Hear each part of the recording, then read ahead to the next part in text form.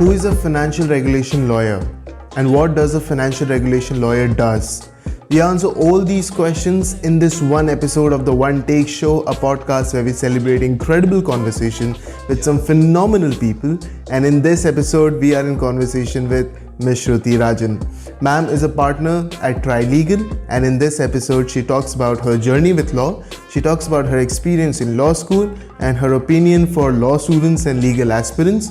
And then she explains what does it mean to be a financial regulation lawyer, what does a financial regulation lawyer does, what does this industry entail, and how is this industry transforming with time. If you like this episode, make sure you like, share and subscribe to the channel. If you have any suggestions and feedbacks, make sure you reach out to me or write them down in the comment section. Hence, ladies and gentlemen, without further ado, let's jump right in.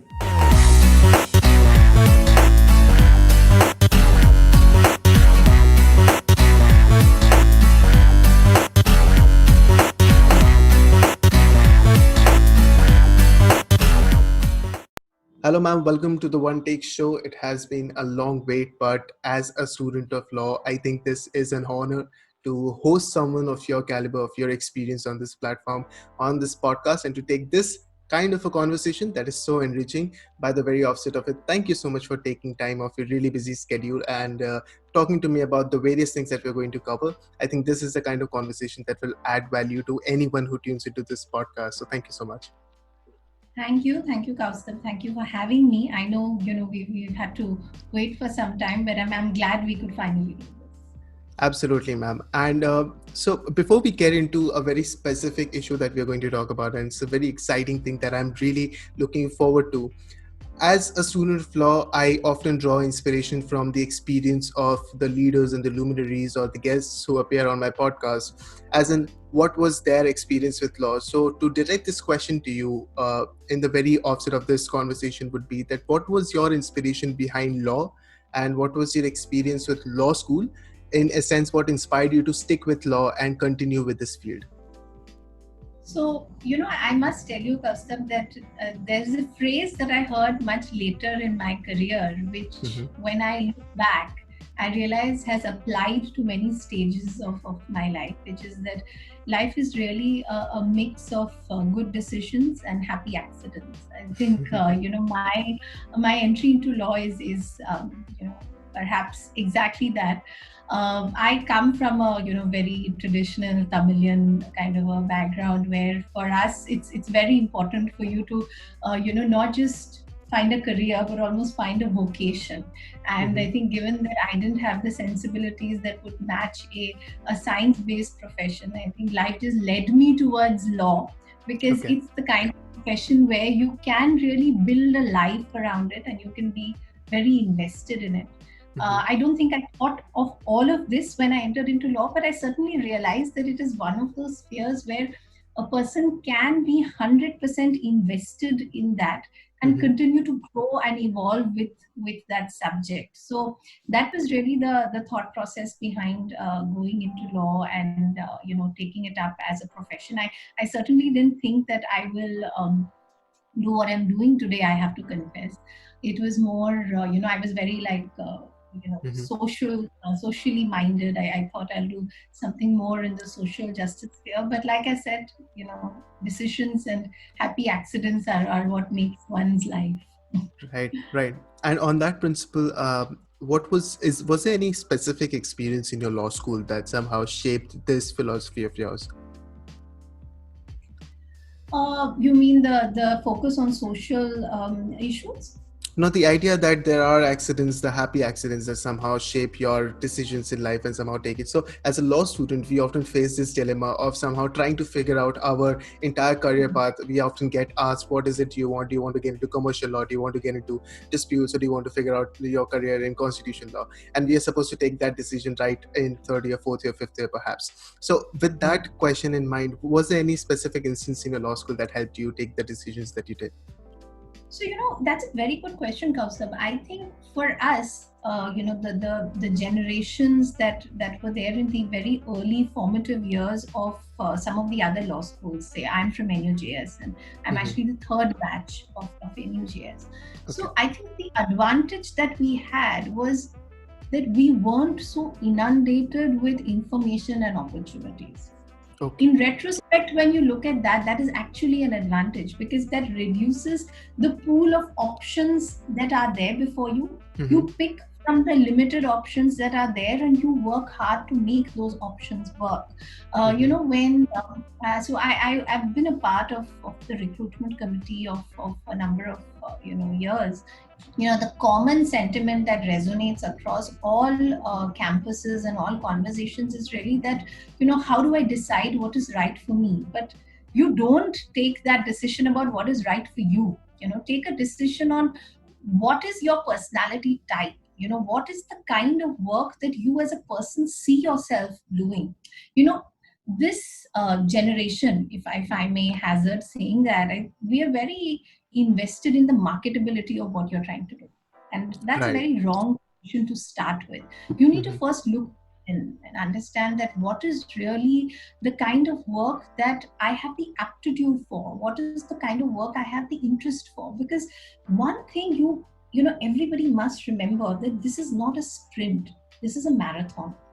Okay. Your profession, whether in litigation, whether in a corporate law firm, even if you go in-house, whatever aspect of law or lawyering you are going to master in your coming years, is a slow and gradual race, unless it is something that comes to you from within, something which you are willing to work towards, or you feel you have a natural affinity towards.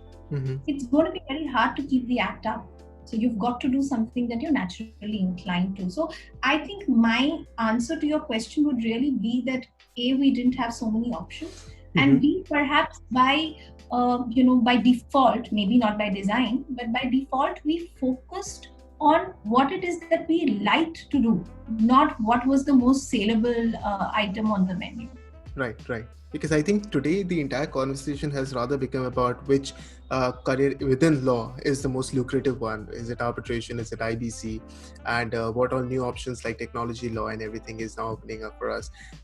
But I think the idea that you have suggested here is that we as law students should rather focus upon what is our interest, and somehow try to assess the subjects based upon our aptitude and how much we want to work on that subject for a long term. As you mentioned, a brilliant analogy there, it's a marathon and not a sprint. I think that's Yeah, somehow but really Kaustav, I must interrupt you Mhm. there, is when I do say this to a lot of kids, I think the immediate response I get is, how do I know what I'm interested in if I've not tried everything? Mhm. True.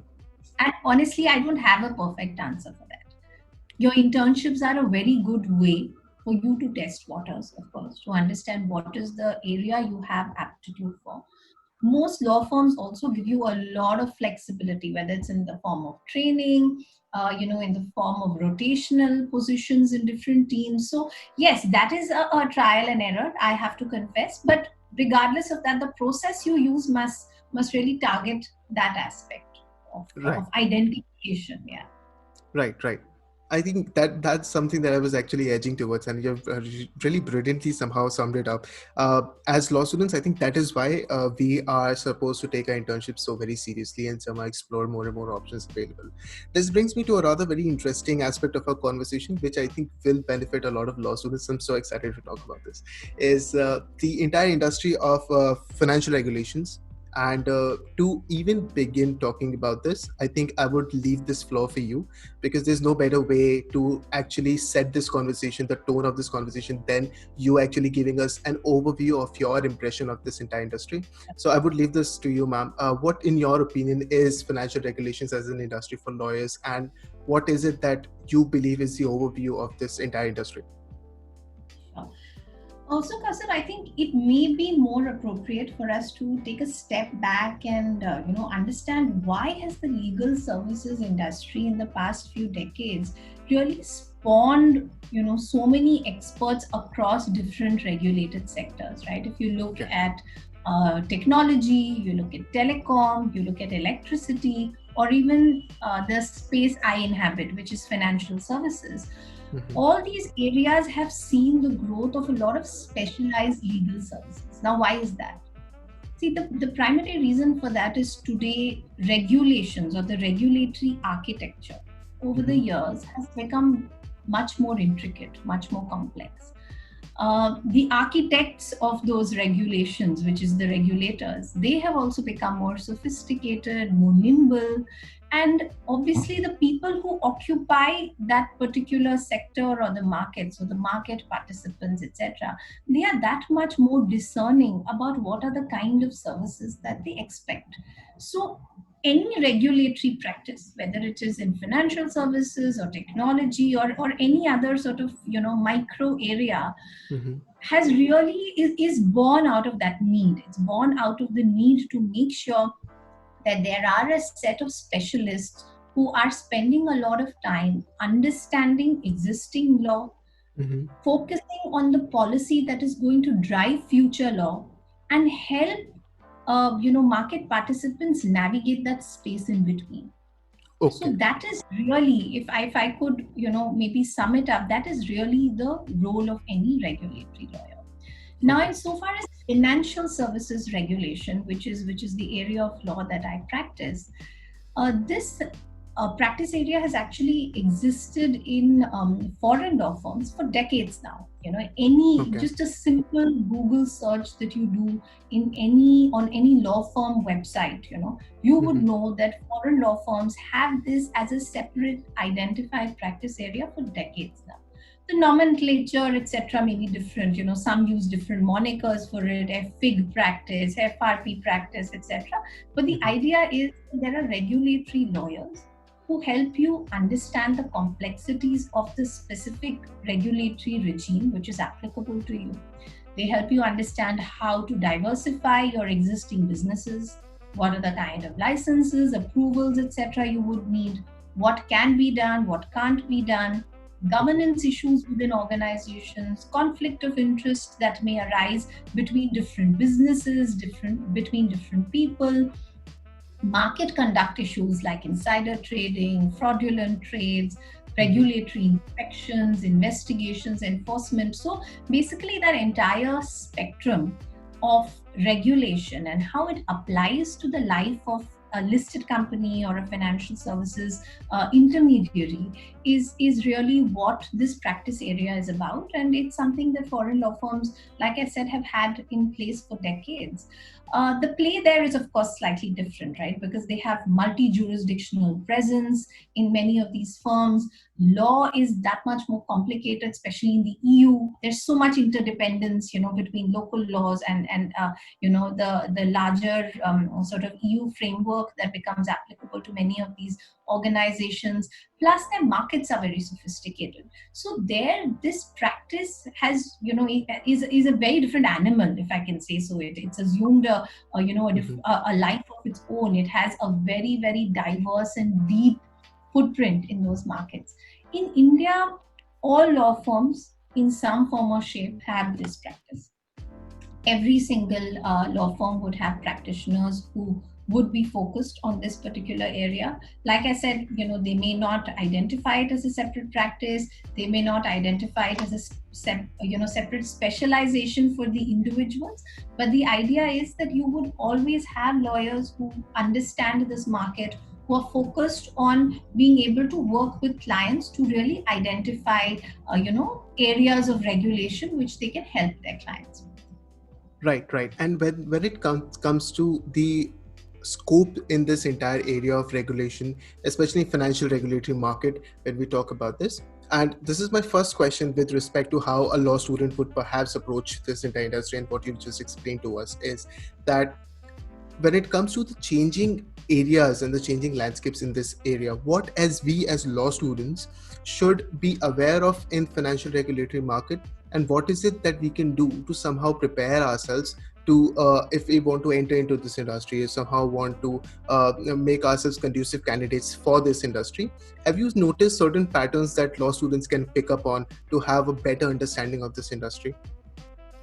So, again, financial regulation in itself is quite broad, right? So maybe I should first give you a quick overview on what are the different components and then walk into what can a law student really prepare and emphasize. So any regulatory practice would have three different buckets. One would be, say, advisory. Mhm. where you advise a client on different types of regulations. They may pose you a particular question that, what I am planning to do, is this in compliance with existing set of regulations? Or better still, there are no regulations that govern what I want to do. So what should Mhm. I do? Right?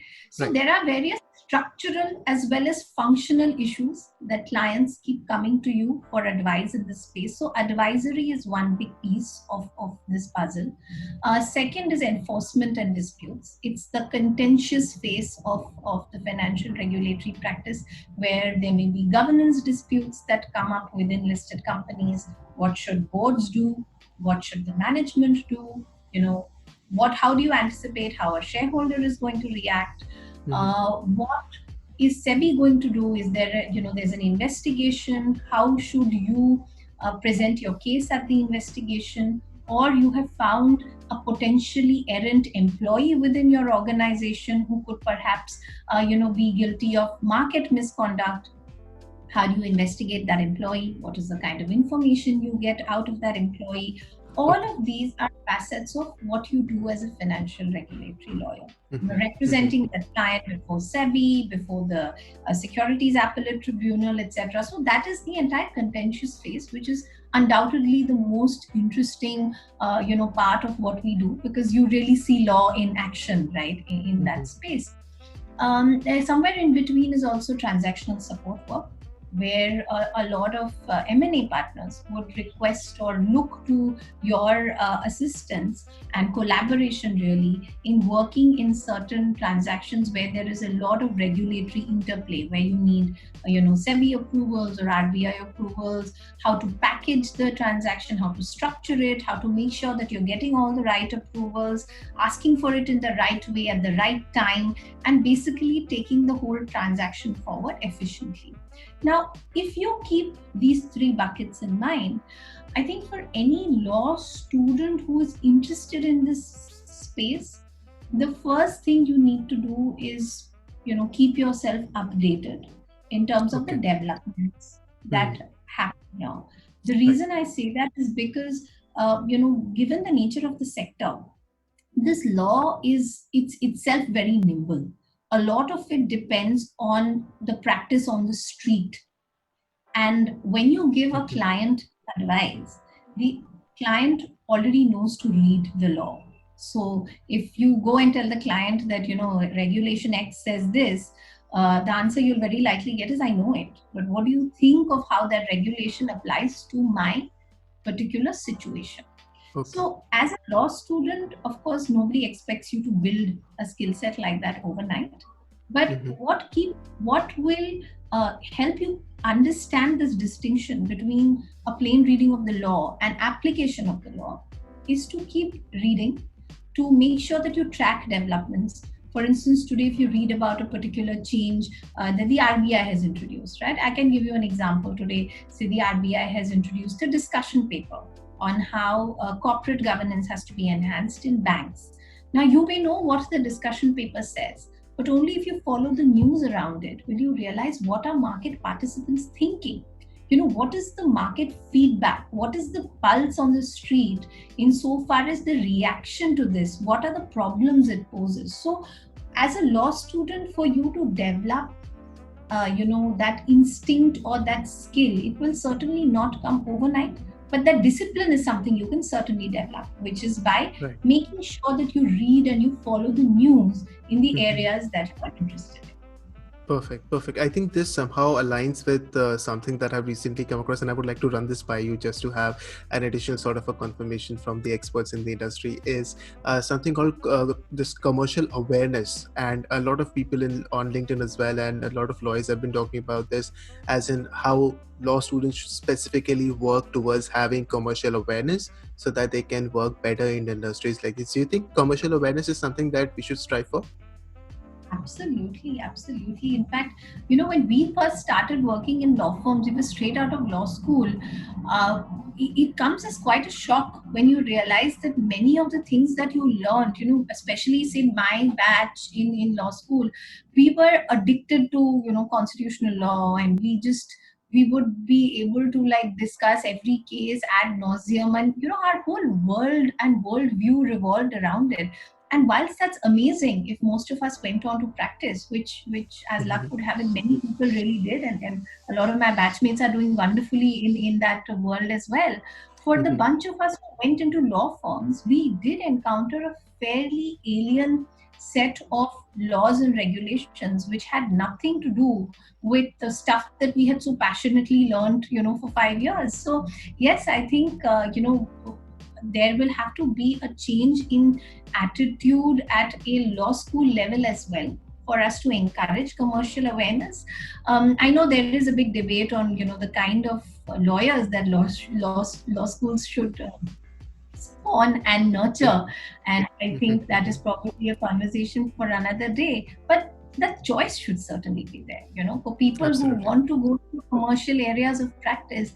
The fact that they have no exposure to how these things work Mhm. is quite tragic. And it's entirely dependent on not only the internship you get, but also the kind of exposure that one internship offers you, because True. we all know that you may be doing the best and most coveted internship, but if you go in at a time when there's nothing for you to do, Mhm. then True. you've not really learned much. Whereas the guy who's got the internship that nobody really cared about may just get staffed on the most kick-ass arbitration of the year, and he's come back from his internship so much more enriched than you. So it's really about a bit of luck at that front, but we shouldn't Mhm. leave it to luck. I think Absolutely. at a law school stage itself, we have to develop commercial awareness. I don't know how true it is, but you should tell me. A lot of people say that even today we don't have a specialized course on FEMA in many Mhm. law schools.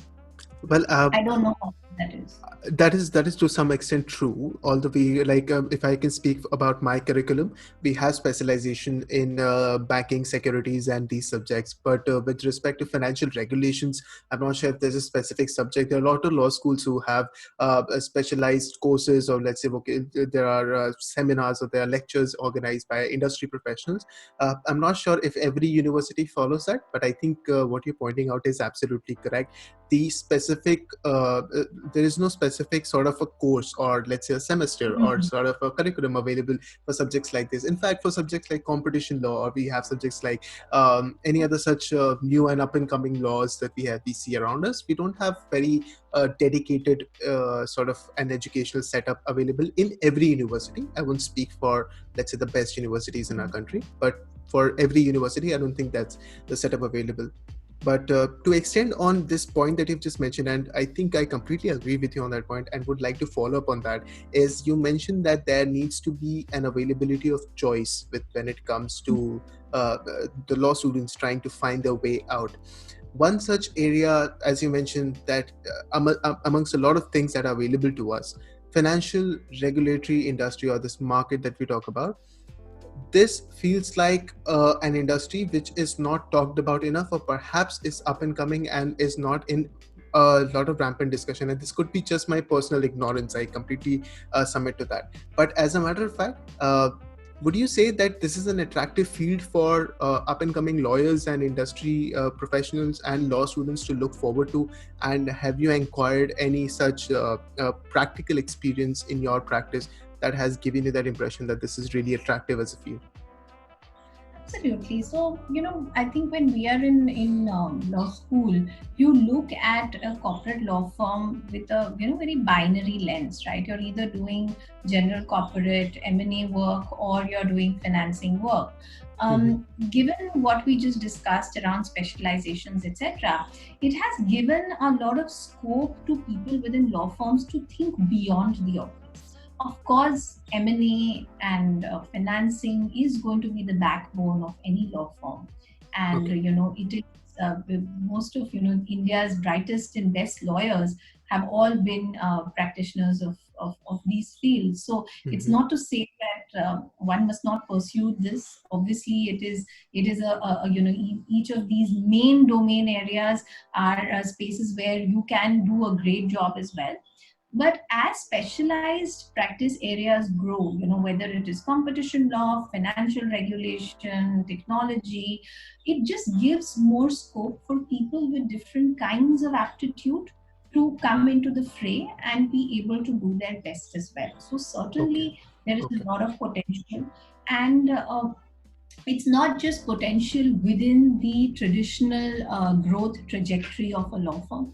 We see a lot of people who work in law firms in these areas, especially in the financial sector, who go in to become outstanding in-house counsels in many international banks and many listed corporates, because their familiarity with the regulations and how to really apply the law on a real-time basis and find solutions, all of those skills really help them be at the top of their game in-house. So the reason I would think students should consider this kind of a practice area is not only because of the opportunities it gives you to grow organically within the firm that you join, but also because of the inorganic growth that it will eventually give you as and when you decide to do different things with life. Right. And the second extension of my question about your personal experiences, as I think you can provide us with some of the most enriching practical aspects of this practice of this market. Has there been like a practical experience for you that has defined this market for you? So I think my entire career, for the past more than a decade, I think 13, 14 years now, is really a testament to that practical experience, where every single day you go in and you're faced with a new question, a new challenge that makes, all the time that you spend at work worthwhile. Any regulatory practice, especially, and I can speak only for the sector that I'm familiar with, it is not a plug and play kind of a practice at all. You just don't go into work and say, okay, I've got this document, this seems to be the new structure, now let me find a way to make some changes and at least get a first cut out. No, every situation has its own unique facts. You need to have a strategic outlook to the particular problem. So let's say today a client has come to you saying that I've got a notice from SEBI, what should I do? The answer is not that, oh, I've defended 100 other people in many other matters, chalo de do, ho jayega. That's not the approach. The approach is to understand what has happened. How are your facts different from what I have seen previously? What are the facts that we think could actually, build a defensible case for you? So it's a lot about that interplay between your technical knowledge, your strategic outlook, and most of all, the trust that you build in a client, because he's coming to you at his most vulnerable. He's coming to you at a time when there's a lot of franchise risk, a lot of financial risks that they could potentially be faced with. And at that time, to be able to remain calm and steadfast and still sort of be able to give him your best, I think every day will bring out the best in you as well. So that is really, I think, if I had to summarize the practical approach to a practice like this, I think that would be it. Perfect. I think this is exactly the kind of answer we as law students so eagerly look forward to, because this somehow opens us up to the real life practical implications of whatever we expect a particular legal industry to have. For example, I have had this previous experience as well. I've spoken to people in arbitration, I've industry experts in litigation. They've all told me that whatever we read in textbooks are not always what really plays out in the real world. And I think this is exactly what we should be aware of as law students. I am taking notes for myself. I will be watching this video again to make notes for myself as well. But as a part of my last set of questions for you is that we talk about the various changes that we are observing around us, and not very specifically limited to the pandemic, but in general, the changing landscapes that we see with respect to what is happening in financial regulatory market. What is your opinion on how is this entire legal landscape somehow transforming, and what is your opinion on that? So, the legal landscape, at least insofar as the financial services industry is concerned, is dominated by both SEBI and RBI. Right? Now, law making by regulators traditionally has always been a healthy mix of proactive and reactive regulation. So proactive regulation would be where they are able to understand what is needed to be done in order to protect market efficiencies, protect investor interest, protect the health of financial institutions, etc. And reactive regulations are what we're seeing around us today, where they have to control volatility. They have to ensure that public sentiment, doesn't dwindle given the circumstances around you. They're able to find ways to keep the economy buoyant. So the legal landscape in this sector has always been, largely contributed by the actions of these two regulators. I think historically, both of them, in course of meeting these objectives, which I just described, have also come up with a very healthy mix of both rule based as well as principle based regulation. Now the difference being is, principle based regulation would be something like a 10 commandments, like thou shalt not steal. That's a principle based regulation, right? Now rule based would be for you to then delve into the nitty-gritties of what are the circumstances under which you cannot steal, what are the exceptions in which you can perhaps steal. That is the difference between principle-based and rule-based regulation. And in the financial services sector, thanks to the contribution and the intellectual heavyweights within both RBI, SEBI, as well as at a governmental level, you will find that they always strike a balance between these two. And that really, if you have to slice the regulatory architecture of the financial services space, that is how you can silo each of the regulations. The other aspect which contributes to the kind of legal landscape you see here is evaluating sort of complex trade-offs. Sometimes too much investor protection may not be efficient for the market. So how do you really, gauge that? How do you figure out which is the better option to take? All of these are what contribute towards the growth of the legal landscape. And I must say that, in all the years that I have been doing this, it's really amazing to see how, swift-footed the regulators and, say SEBI, etc., have been in being able to constantly rise up to the challenge and keep altering their field of vision depending on what is the requirement at that point in time. Because you have to realize that being a regulator of a developing market like ours, which has such a, the demographics of the kind of market intermediaries you have here is pretty incredible. You have from the smallest of brokers to the largest global institutions, all operating in the same market. And for the regulator to then have that span and, like I said, that field of vision to make sure that the laws that they put in place are actually pitch perfect to cater to the complexities of all the players involved is pretty amazing. So I would think that we are at a stage where the legal landscape of the financial services sector has matured quite a bit, and it continues to innovate. And to find yourself in the middle of that change is very exciting. I think this is so fascinating on so many levels. I mean, obviously, I need to learn so much more about financial regulation and financial services. But if I were to ask you that if you were to advise something to perhaps a junior in your team or to a law student or any fresh aspirant who's entering into this legal industry and who's trying to somehow in a way somehow understand these developments and somehow capture the market and somehow capture the various opportunities that now open up with these changes that we see around us almost every day, that this industry keeps evolving, what would be one or two or three of those strategies that you would suggest that we can adopt in order to have a better somehow control or grasp over these changes? I think there's only one strategy, which is discipline.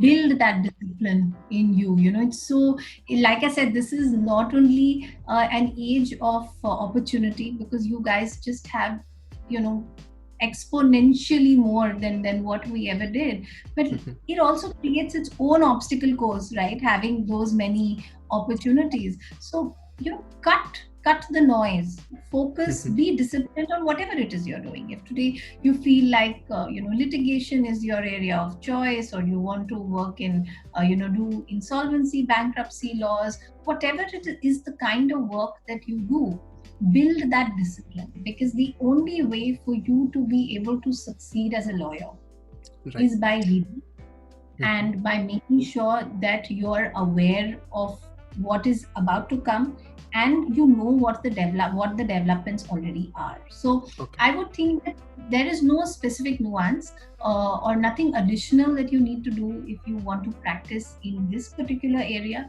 The thumb rule for any lawyer, any successful lawyer, is really that: put in the hard work. Don't be embarrassed to say that, oh, I did go back home and read this case. No, you don't have to tell anybody. You can do it and not talk about it. But it shouldn't become cool for you to say that, oh, I just get by and I winged it at that meeting, or I managed to get this done without my partner figuring out that I hadn't read the cases. It may be some short-term fun and posturing for you, but in the long run, I think that lack of discipline will come in with its own pitfall. So if there's one suggestion I would make, is certainly building that rigor, that discipline, and once you do that, the rest will automatically follow. Perfect. Perfect. I think this is somehow the gospel that every law student, every legal aspirant, and every jurist should really keep in mind somehow when they start working and somehow start actually experiencing the differences and the industry that has an effect upon them. An amazing, amazing conversation I had about the most wonderful time discussing anything with you, and we talk about financial markets and everything. I have been exposed to possibly a different new set of opportunities that I was perhaps not exposed to previously, and I hope everyone who listens to this conversation will find this conversation just as useful. Do you have any closing remarks for our listeners, ma'am? Nothing at all. Thank you so much, Kaustubh, for having me over. And I do hope that this conversation has at least helped everybody put their thinking caps on and realize the opportunities that are available today. Because honestly, for your generation, the sky is the limit. So you should maximize all that you have. Absolutely, ma'am. And I think the pleasure is all mine. As a law student and as an aspirant, I think one of the biggest fears that we have is to bridge this gap between the experts and the leaders in the industry, and somehow to make the best of our time, try and learning from them, and also to learn from the practical experiences. And I think this podcast is really helping me personally out when it comes to learning from experiences like yours. So thank you so much. I had a wonderful time. I hope you had a good And you're time. doing a wonderful job. You're doing an absolutely wonderful job, Kaustubh, by getting this platform done, and all the very best to you. Thank you. Thank you so much, ma'am. Thank you. Thanks, Kaustubh.